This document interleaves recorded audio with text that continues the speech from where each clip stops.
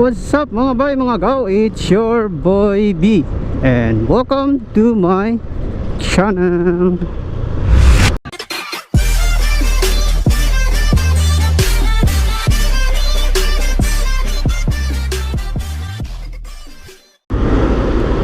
So guys, ngayong araw na to, panibagong episode na naman tayo at panibagong content. Ayun oh. So yun, road update po tayo guys. So mga dinadaanan natin lagi. So lagi pa natin i-update din guys. So dito sa may coastal road, ayun oh. So dito tayo sa may Agura area. So papasok tayo sa may coastal road. Ito diversion road to.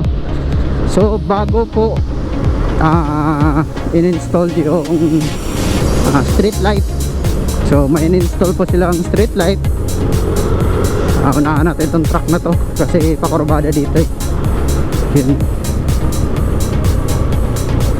Yun, ganda talaga dito sa ano guys.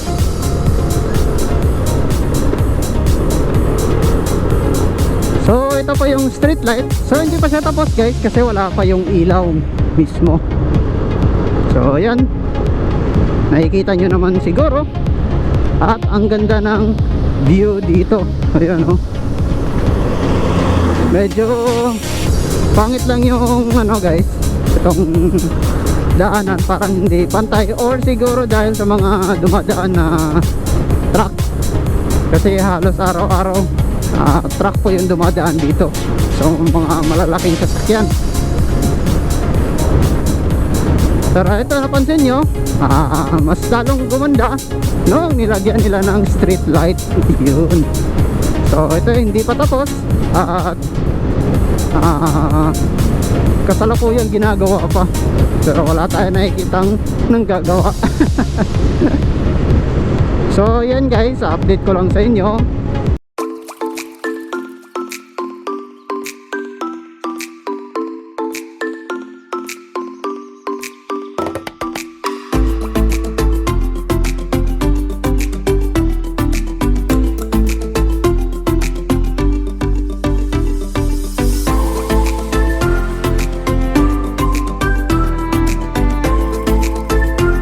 So pag ito ay natapos guys, pasensya na po sa video natin ha. Medyo magalaw.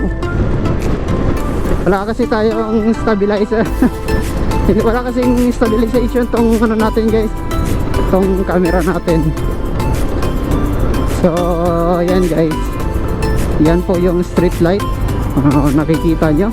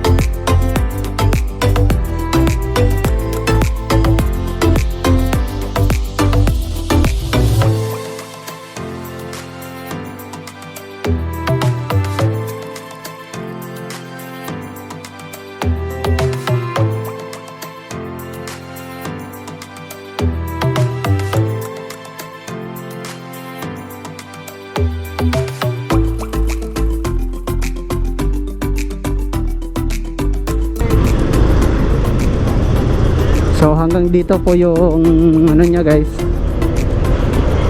yung street light nya na nilagay nila.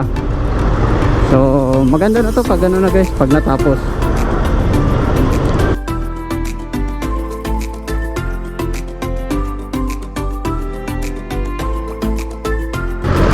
So yan po yung road update natin guys. Kasi yan ang mga dinadaanan natin. So lagi din po natin ina-update, lalo na sa atin mga riders, mga two wheels. Medyo mahirap pag madilim masyado yung dinadaanan natin, di ba? So maganda talaga pag may ilaw.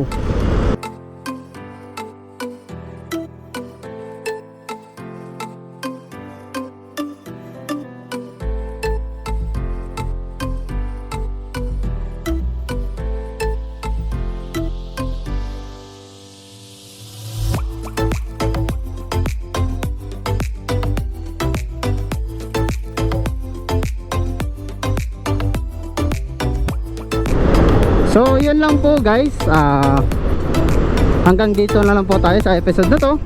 At lagi po tayo mag-iingat sa biyahe guys. Ride safe. So God bless. See you on my next video.